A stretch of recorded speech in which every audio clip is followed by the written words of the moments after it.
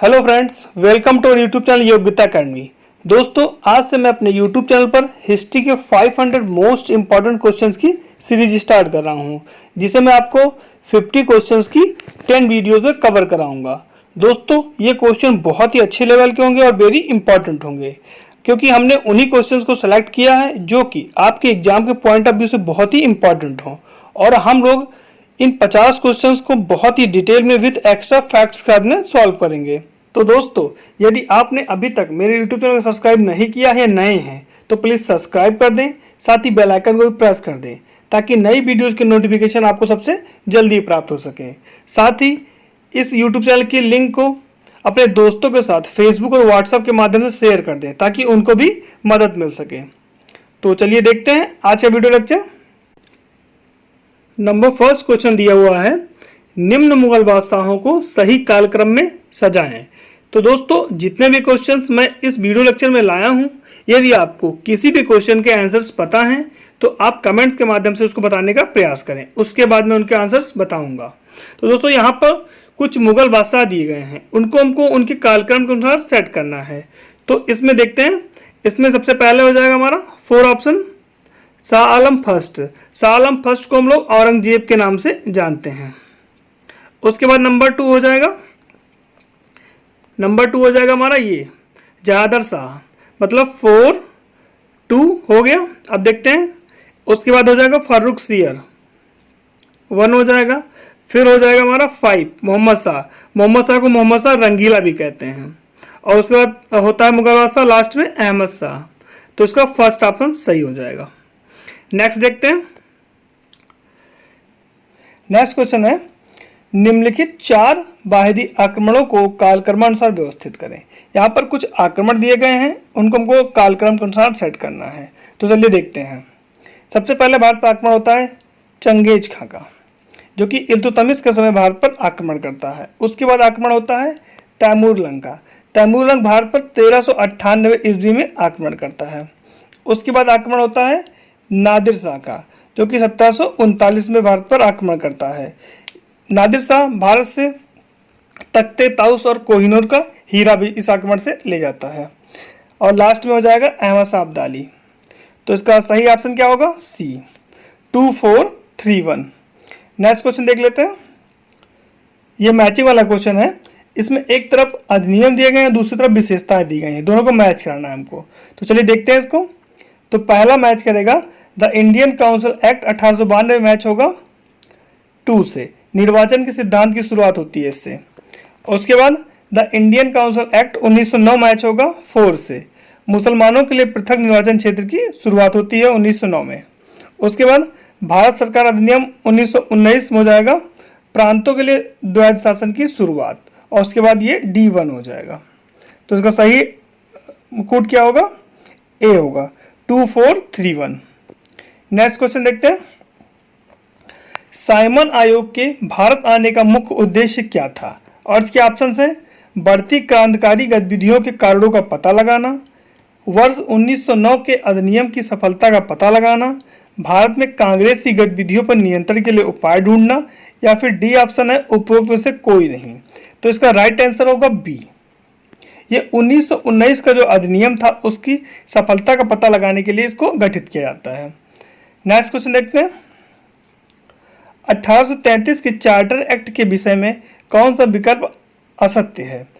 और इसके ऑप्शन है भारत में दास प्रथा को अवैध घोषित करना, कंपनी की व्यापारिक एकाधिकार को पूर्णतः समाप्त कर दिया गया, या फिर सी है बंगाल के गवर्नर जनरल को भारत के गवर्नर जनरल कहा जाने लगा, या फिर डी है मद्रास और बंबई को कानून बनाने की शक्ति प्रदान की गई। तो इसका राइट आंसर क्या होगा? इसका राइट आंसर होगा डी। 1833 के चार्टर एक्ट के विषय में ये असत्य है, क्योंकि मद्रास और बंबई को कानून बनाने की शक्ति दी नहीं गई थी बल्कि उससे ले ली गई थी। तो इसका राइट आंसर हो जाएगा डी। नेक्स्ट देखते हैं। प्रशासन के प्रति गैर जिम्मेदार तथा मदिरा एवं सुंदर स्त्रियों के प्रति अत्यधिक प्रेम के कारण किस उत्तरवर्ती मुगल को रंगीला कहा गया? और इसके ऑप्शन हैं मोहम्मद शाह, अहमद शाह, आलमगीर द्वितीय, या फिर फारूक सियर। तो इसके आंसर आप लोग जल्दी से बताइए। तो इसका राइट आंसर क्या होगा? इसका राइट आंसर होगा ए, मोहम्मद शाह को रंगीला के नाम से जाना जाता था। नेक्स्ट देखते हैं। नेक्स्ट क्वेश्चन है, एक स्टेटमेंट दिया गया है, 2 मोती विलीन हो गए, 22 सोने की मोहरें लुप्त हो गईं और चांदी एवं तांबे की तो पूरी गणना ही नहीं की जा सकती। या 18वीं शताब्दी के द्वितीयार्ध के युद्ध में एक भारतीय शक्ति के पराभव का संदेश था। वह भारतीय शक्ति थी। और इसके ऑप्शन है दिल्ली का बादशाह, पेशवा, बंगाल के नवाब सिराजुद्दौला या फिर अवध का नवाब शुजाउद्दौला। तो इसका राइट आंसर होगा बी, पेशवा। दोस्तों ये पानीपत के तृतीय युद्ध की बात है। इसमें अहमद शाह अब्दाली ने मराठाओं को पराजित कर दिया। तो जो पराजय का जो संदेश था उसको इस माध्यम से बताया गया। नेक्स्ट देखते हैं। भारत के संविधान में केंद्र एवं राज्य के बीच किया गया शक्तियों का विभाजन इनमें से किसके उल्लिखित योजना पर आधारित है? और इसके ऑप्शंस हैं मार्ले मिंटो सुधार 1909, मॉन्टेस्क्यू चेम्सफोर्ड अधिनियम 1919, सी ऑप्शन है भारत सरकार अधिनियम 1935 और डी ऑप्शन है भारतीय स्वतंत्रता अधिनियम 1947। तो दोस्तों इसका राइट आंसर होगा बी, मॉन्टेस्क्यू चेम्सफोर्ड अधिनियम 1919 में केंद्र और राज्य के बीच में शक्तियों का विभाजन की बात की गई है। नेक्स्ट देखते हैं। एक स्टेटमेंट दिया हुआ है इसमें कि मुसलमान यदि खुश और संतुष्ट तो भारत में ब्रिटिश शक्ति का महत्तम बचाव होगा। यह किसने लिखा? और इसके ऑप्शंस हैं हर्बर्ट डिस्ले, लॉर्ड लिटन, फिर सी ऑप्शन दिया हुआ है डब्ल्यू हंटर, डी ऑप्शन है एच.एन. ब्रेसफोर्ड और ई ऑप्शन है उपरोक्त में से कोई नहीं या फिर उपरोक्त में से एक से अधिक। तो इसका राइट आंसर होगा सी, डब्ल्यू हंटर ने ये स्टेटमेंट अपनी पुस्तक आवर इंडियन मुस्लिम में दिया था। नेक्स्ट देखते हैं। नेक्स्ट है निम्नलिखित में से कौन कथन दादा भाई नौरोजी के विषय में सत्य नहीं है? और इसके ऑप्शंस हैं उन्होंने poverty and un British rule in India पुस्तक लिखी, उन्होंने गुजराती के प्रोफेसर के रूप में यूनिवर्सिटी कॉलेज लंदन में कार्य किया था, सी ऑप्शन है उन्होंने बम्बई में महिला शिक्षा की नींव रखी थी, या फिर डी दिया हुआ है वे ब्रिटिश पार्लियामेंट के सदस्य के रूप में अनुदारवादी पार्टी के टिकट पर चुने गए। तो इसका राइट आंसर क्या होगा? इसका राइट आंसर होगा डी, वे ब्रिटिश पार्लियामेंट के सदस्य के रूप में अनुदारवादी पार्टी नहीं बल्कि उदारवादी पार्टी लिबरल पार्टी से चुने गए थे। बाकी ऊंचे के तीनों ऑप्शन सही हैं। नेक्स्ट देखते हैं। नेक्स्ट क्वेश्चन है वर्ष 1907 में सूरत में भारतीय राष्ट्रीय कांग्रेस के विभाजन का मुख्य कारण क्या था? इसके ऑप्शंस हैं लॉर्ड मिंटो द्वारा भारतीय राजनीति में सांप्रदायिकता का प्रवेश कराना, बी ऑप्शन है अंग्रेजी सरकार के साथ नरमपंथियों की वार्ता करने की क्षमता के बारे में चरमपंथियों में विश्वास का अभाव, सी ऑप्शन है मुस्लिम लीग की स्थापना, डी ऑप्शन है भारतीय राष्ट्रीय कांग्रेस का अध्यक्ष हो सकने में अरविंद घोष की असमर्थता। तो इसका राइट आंसर होगा बी, अंग्रेजी सरकार के साथ नरमपंथियों की वार्ता करने की क्षमता के बारे में चरमपंथियों में विश्वास का अभाव था। इस कारण से सूरत में भारतीय राष्ट्रीय कांग्रेस का प्रथम विभाजन देखने को मिलता है। नेक्स्ट देखते हैं। नेक्स्ट है कांग्रेस के 1916 के लखनऊ अधिवेशन में कौन सा मुख्य दूरगामी परिणाम वाला निर्णय लिया गया था? और इसके ऑप्शंस हैं मुस्लिम लीग की पृथक निर्वाचन क्षेत्र की मांग स्वीकार की, बी ऑप्शन है कांग्रेस और मुस्लिम लीग का अस्थायी विलय हो गया, सी ऑप्शन है कांग्रेस का अध्यक्ष एक मुस्लिम व्यक्ति चुना गया, या फिर डी इनमें से कोई नहीं। तो इसका राइट आंसर होगा ए, मुस्लिम लीग की पृथक निर्वाचन क्षेत्र की मांग कांग्रेस ने स्वीकार कर ली लखनऊ अधिवेशन में। इस अधिवेशन की अध्यक्षता की थी एजी मजूमदार ने। वहीं पर यह निर्णय लिया गया जो कि भारत की विभाजन का कारण बनता है बाद में। नेक्स्ट देखते हैं। महात्मा गांधी के राजनीतिक जीवन की निम्नलिखित घटनाओं का कालक्रम क्या होगा? नीचे कुछ घटनाएं दी गई हैं, उनको हमको कालक्रम के अनुसार सेट करना है। तो देखते हैं इसको। चंपारण ये होता है 1917 में। उसके बाद अहमदाबाद मिल हड़ताल ये 1918 में होता है। उसके बाद खेड़ा ये भी 1918 में होता है, लेकिन पहले ये होता है फिर ये होती है। और लास्ट में असहयोग आंदोलन जो कि 1919 और 1920 में देखने को मिलती है। तो इसका राइट आंसर क्या होगा? 1 2 3 4। नेक्स्ट देखते हैं। नेक्स्ट क्वेश्चन है, निम्नलिखित में से मोहनदास करमचंद गांधी किसके लिए सर्वाधिक जाने जाते थे? इसके ऑप्शन दिए हैं, भारतीय स्वतंत्रता को प्राप्त करने के लिए निष्क्रिय विरोध करने के लिए, बी एक इस्लामी राष्ट्र स्थापित करने की इच्छा के लिए, सी हिंदुओं द्वारा राजनीतिक कार्यालय करने के विरोध के लिए, या फिर डी ब्रिटिश राज को समाप्त करने के लिए हिंसा को प्रोत्साहित करने के लिए। तो इसका राइट आंसर क्या होगा? इसका राइट आंसर होगा ए, भारतीय स्वतंत्रता को प्राप्त करने के लिए निष्क्रिय विरोध को गांधी जी ने प्रारंभ किया था। नेक्स्ट देखते हैं। प्रथम विश्व युद्ध के दौरान आंदोलन जो भारत में लोकप्रिय हुआ था वह था, और इसके ऑप्शन है स्वदेशी एवं बहिष्कार आंदोलन, होम रूल आंदोलन, पृथकतावादी आंदोलन, या फिर स्वराजिस्ट पार्टी आंदोलन। तो दोस्तों प्रथम विश्व युद्ध 1914 से 1918 तक चलता है, और इस दौरान भारत में होम रूल आंदोलन चलता है। तो इसका राइट आंसर हो जाएगा बी। नेक्स्ट क्वेश्चन देखते हैं। निम्नलिखित में से किसने गांधी जी के आंदोलनों को राजनीतिक फिरौती कहा? और इसके ऑप्शन हैं lord Chelmsford, lord Wavell, lord Linlithgow, या फिर लॉर्ड मॉन्टेग्यू। तो दोस्तों इसका राइट आंसर होगा सी, लॉर्ड लिनलिथगो ने गांधी जी के आंदोलनों को राजनीतिक फिरौती कहा। वायसराय और गवर्नर जनरल लॉर्ड लिनलिथगो का कार्यकाल भारत में सबसे लंबा था। इसका कार्यकाल भारत में वर्ष 1936 से 1944 तक रहा। भारत छोड़ो आंदोलन इन्हीं के कार्यकाल में महात्मा गांधी द्वारा चलाया गया। इसके बाद नेक्स्ट देखते हैं। एक स्टेटमेंट दिया हुआ है, किसने कहा था दरो दीवार पर हसरत की नज़र करते हैं, खुश रहो अहले वतन हम तो सफ़र करते हैं। और इसके ऑप्शन हैं अशफाकुल्ला खां, बहादुर शाह जफर, राम प्रसाद बिस्मिल, या फिर वाजिद अली शाह। तो दोस्तों ये स्टेटमेंट वाजिद अली शाह का है। दरो दीवार पर हसरत की नज़र करते हैं, खुश रहो अहले वतन हम तो सफ़र करते हैं। इसके बाद नेक्स्ट देखते हैं। नेक्स्ट है, निम्नलिखित में से कौन इस सिद्धांत के प्रबल समर्थक थे कि जो नैतिक दृष्टिकोण से गलत है वह राजनीतिक दृष्टिकोण से कभी सही नहीं हो सकता है? और इसके ऑप्शन हैं जवाहरलाल नेहरू, सरदार पटेल, एम.के. गांधी, या फिर सी राजगोपालाचारी। तो दोस्तों इसका राइट आंसर होगा सी, एम.के. गांधी। एम.के. गांधी के अनुसार जो नैतिक दृष्टिकोण से गलत है वह राजनीतिक दृष्टिकोण से कभी सही नहीं हो सकता है। इसके बाद नेक्स्ट देखते हैं। एम.के. गांधी के अनुसार अस्पृश्यों का सामाजिक आर्थिक सुधार संपन्न किया जा सकता है। ऑप्शन हैं उनके मंदिर प्रवेश द्वारा, उनके सहायता प्रदान करके, उनके सामाजिक आर्थिक विकास हेतु कोष अलग करके, उनके लिए कुटीर उद्योग स्थापित करके।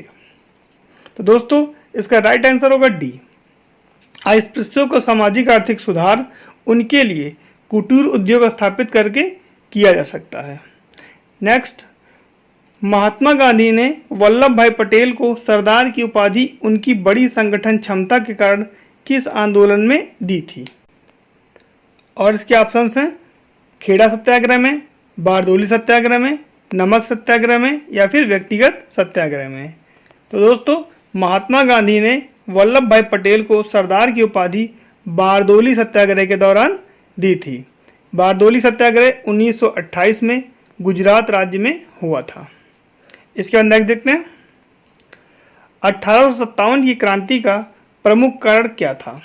और इसके ऑप्शन हैं जन आक्रोश, सैनिक असंतोष, ईसाई मिशनरी का प्रबंध, या फिर ब्रिटिश साम्राज्य की नीति। तो दोस्तों 1857 की क्रांति का प्रमुख कारण ब्रिटिश साम्राज्य की नीतियाँ थीं। ब्रिटिश साम्राज्य की नीतियों के कारण 1857 में भारतीय स्वतंत्रता का प्रथम आंदोलन होता है। नेक्स्ट, एक वर्ष में स्वराज्य का नारा गांधी जी ने कब दिया? इसके ऑप्शंस हैं दांडी मार्च के समय, असहयोग आंदोलन के समय, सविनय अवज्ञा आंदोलन के समय, या फिर गोलमेज सम्मेलन के समय। तो दोस्तों एक वर्ष में स्वराज्य का नारा गांधी जी ने असहयोग आंदोलन के समय दिया था, जो कि आपका 1922 में होता है। नेक्स्ट देखते हैं। नेक्स्ट है स्वराज पार्टी को संस्थापित किया था? और इसके ऑप्शंस हैं बाल गंगाधर तिलक तथा महात्मा गांधी ने, बिपिन चंद्र पाल तथा लाला लाजपत राय ने, CR दास तथा मोतीलाल नेहरू ने, या फिर सरदार पटेल तथा राजेंद्र प्रसाद ने।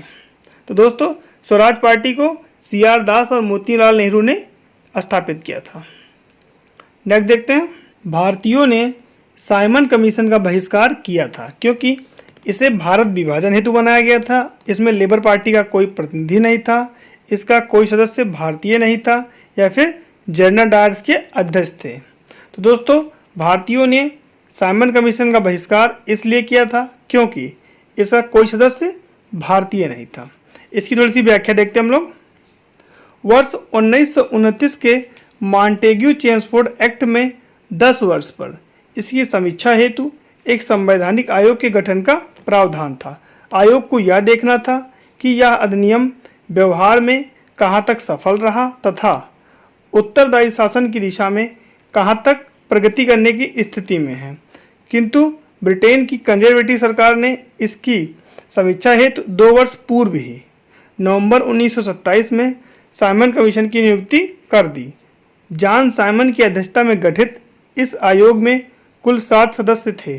चूँकि इसमें सभी सदस्य अंग्रेज थे तथा कोई भी भारतीय इसका सदस्य नहीं था, इसलिए भारतीयों ने इसे स्वायत्त कमीशन, व्हाइट कमीशन कह के इसका बहिष्कार एवं विरोध किया। साइमन कमीशन 3 फरवरी 1928 को बम्बई अर्थात भारत पहुंचा। नेक्स्ट देखते हैं। नेक्स्ट है, निम्नलिखित भारतीय राष्ट्रीय कांग्रेस के अधिवेशनों में से किसमें कांग्रेस का लक्ष्य पूर्ण स्वराज्य घोषित किया गया? इसके ऑप्शंस हैं लाहौर, कराची, दिल्ली या फिर बम्बई। तो दोस्तों भारतीय राष्ट्रीय कांग्रेस के लाहौर अधिवेशन में कांग्रेस का लक्ष्य पूर्ण स्वराज्य घोषित किया गया। इसके बाद नेक्स्ट देखते हैं। नेक्स्ट क्वेश्चन है, गांधी इरविन समझौता हुआ मुख्य रूप से। इसके ऑप्शंस हैं गोलमेज सम्मेलन में कांग्रेस की भागीदारी सहज करने के लिए, सविनय अवज्ञा आंदोलन समाप्त करने के लिए, गांधी जी द्वारा किया गया आमरण अनशन तोड़ने के लिए, या फिर नमक पर कर समाप्त करने के लिए।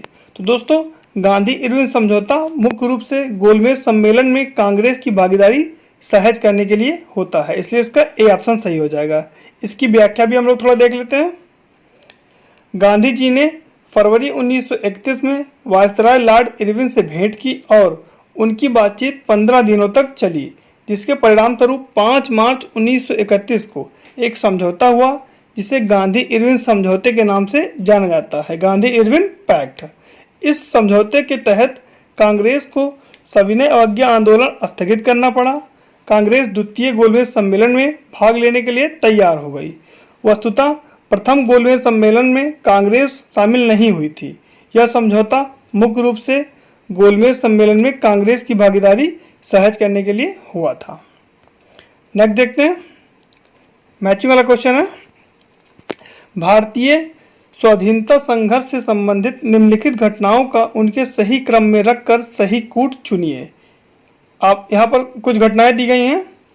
द्वितीय गोलमेज सम्मेलन, भारतीय राष्ट्रीय कांग्रेस का कराची अधिवेशन, भगत सिंह को फांसी और गांधी इरविन समझौता। तो इसको देखते हैं हम लोग। गांधी इरविन समझौता होता है 5 मार्च 1931 को, अभी हम लोगों ने पढ़ा। भगत सिंह को फांसी होती है 23 मार्च 1931 को। और उसके बाद भारतीय राष्ट्रीय कांग्रेस का कराची अधिवेशन होता है 26 मार्च से 31 मार्च 1931 तक। और उसके बाद द्वितीय गोलमेज सम्मेलन 7 सितंबर 1931 से प्रारंभ होता है। तो इसका सही कूट क्या बनेगा? 4, 3, 2, 1, मतलब इसका सी ऑप्शन सही हो जाएगा। नेक्स्ट देखते हैं। नेक्स्ट है, निम्नलिखित में से किन व्यक्तियों ने द्वितीय गोलमेज सम्मेलन में भाग लिया था? महात्मा गांधी, सरोजिनी नायडू, मदन मोहन मालवीय, मौलाना आज़ाद। नीचे दिए गए कूट में से सही उत्तर का चयन कीजिए। तो इसमें महात्मा गांधी, सरोजिनी नायडू और मदन मोहन मालवीय ने द्वितीय गोलमेज सम्मेलन में भाग लिया था। इसकी व्याख्या देखते हैं हम लोग। 7 सितंबर 1931 से 1 दिसंबर 1931 तक चले द्वितीय गोलमेज सम्मेलन में महात्मा गांधी ने कांग्रेस के एकमात्र प्रतिनिधि के रूप में हिस्सा लिया। इसके अलावा सरोजिनी नायडू तथा मदन मोहन मालवीय ने भी इस सम्मेलन में हिस्सा लिया। एनी बेसेंट ने भी इस सम्मेलन में भाग लिया था। गांधी जी के साथ उनके सचिव महादेव देसाई, प्यारेलाल तथा मीराबेन और देवदास गांधी भी लंदन गए थे। नेक्स्ट देखते हैं। नेक्स्ट है द्वितीय गोलमेज सम्मेलन किस प्रश्न पर असफल रहा? इसके ऑप्शन है सांप्रदायिक प्रतिनिधित्व, डोमिनियन स्टेटस, सत्ता हस्तांतरण की तिथि या फिर सविनय अवज्ञा आंदोलन का स्थगन। तो दोस्तों द्वितीय गोलमेज सम्मेलन सांप्रदायिक प्रतिनिधित्व के कारण असफल हो जाता है। नेक्स्ट देखते हैं। उस भारतीय का नाम बताइए जिसने तीनों गोलमेज सम्मेलनों में भाग लिया था। इसके ऑप्शन है बी आर अम्बेडकर, महात्मा गांधी, मोहम्मद अली जिन्ना या फिर टीपी सप्रू, तेज बहादुर सप्रू। तो इसका राइट आंसर होगा A, B R Ambedkar. B R Ambedkar ने तीनों गोलमेज सम्मेलनों में भाग लिया था। नेक्स्ट देखते हैं। नेक्स्ट है महात्मा गांधी ने पहला आमरण अनशन कब प्रारंभ किया? इसके ऑप्शन हैं कम्युनल अवार्ड के समय, कलकत्ता के दंगों के समय, जलियांवाला बाग दुर्घटना के समय या फिर दिल्ली के दंगों के समय। तो दोस्तों महात्मा गांधी ने पहला आमरण अनशन कम्युनल अवार्ड के समय किया था।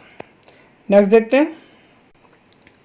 नेक्स्ट है वर्ष 1934 में कांग्रेस समाजवादी पार्टी का गठन किया गया था। ऑप्शन है इसके जयप्रकाश नारायण एवं जवाहरलाल नेहरू, बी ऑप्शन है जयप्रकाश नारायण एवं आचार्य नरेंद्र देव, सी ऑप्शन है जयप्रकाश नारायण एवं सुभाष चंद्र बोस और डी ऑप्शन है सुभाष चंद्र बोस एवं जवाहरलाल नेहरू। तो दोस्तों जयप्रकाश नारायण एवं आचार्य नरेंद्र देव द्वारा वर्ष 1934 में कांग्रेस समाजवादी पार्टी का गठन किया था, इसलिए इसका बी ऑप्शन सही हो जाएगा। नेक्स्ट देखते हैं। वह प्रांत जहां 1937 के आम चुनाव के बाद भारतीय राष्ट्रीय कांग्रेस ने अपनी सरकार नहीं बनाई। इसके ऑप्शन हैं बंगाल, बिहार, मद्रास और उड़ीसा। तो दोस्तों बंगाल में कांग्रेस की सरकार नहीं बनती है। इसकी व्याख्या देखते हैं हम लोग। वर्ष 1935 के अधिनियम के उपरांत वर्ष 1937 में हुए चुनावों में गठित कांग्रेस मंत्रिमंडल का कार्यकाल 28 माह का था।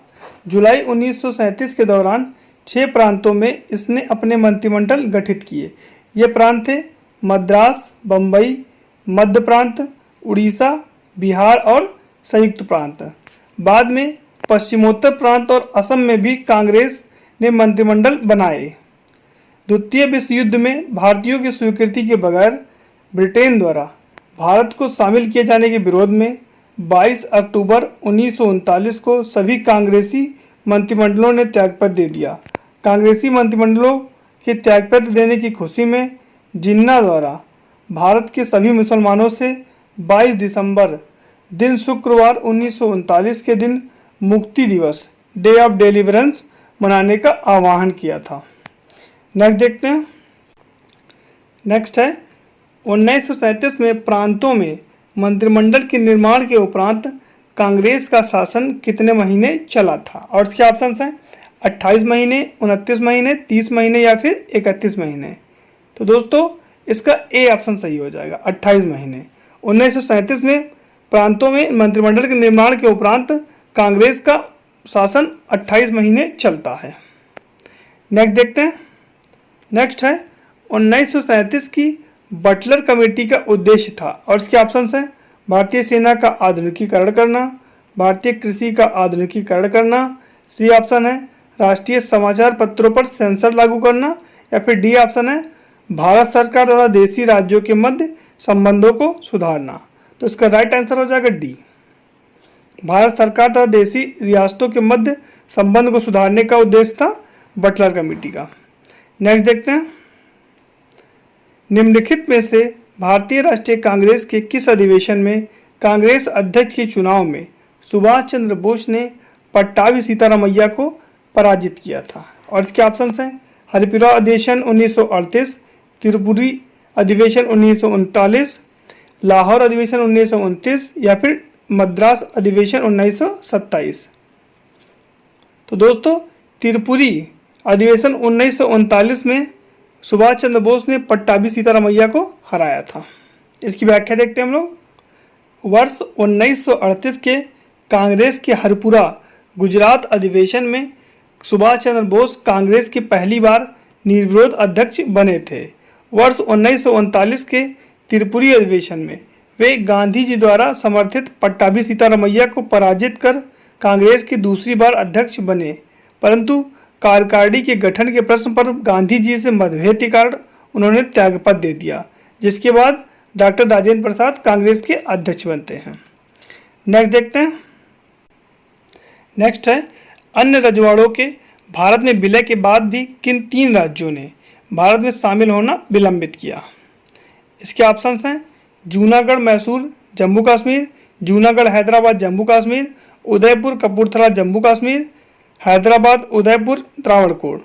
तो दोस्तों इसका राइट आंसर क्या होगा? इसका राइट आंसर होगा बी, जूनागढ़ हैदराबाद और जम्मू कश्मीर। नेक्स्ट देखते हैं। नेक्स्ट है, भारतीय मुसलमानों के पृथक राज्य के लिए पाकिस्तान शब्द का प्रयोग सबसे पहले निम्न में से किसने किया? और इसके ऑप्शंस हैं सर मोहम्मद इकबाल, सर आगा खां, M.A. जिन्ना, चौधरी रहमत अली और उनके मित्रों ने। तो दोस्तों पाकिस्तान शब्द का सर्वप्रथम प्रयोग चौधरी रहमत अली और उनके मित्रों ने किया था। इसकी व्याख्या देखते हैं। भारतीय मुसलमानों के लिए पृथक राज्य पाकिस्तान शब्द का प्रयोग सर्वप्रथम कैम्ब्रिज विश्वविद्यालय के छात्र रहमत अली ने अपने पत्र में, जिसका शीर्षक नाउ एंड नेवर में प्रस्तुत किया था।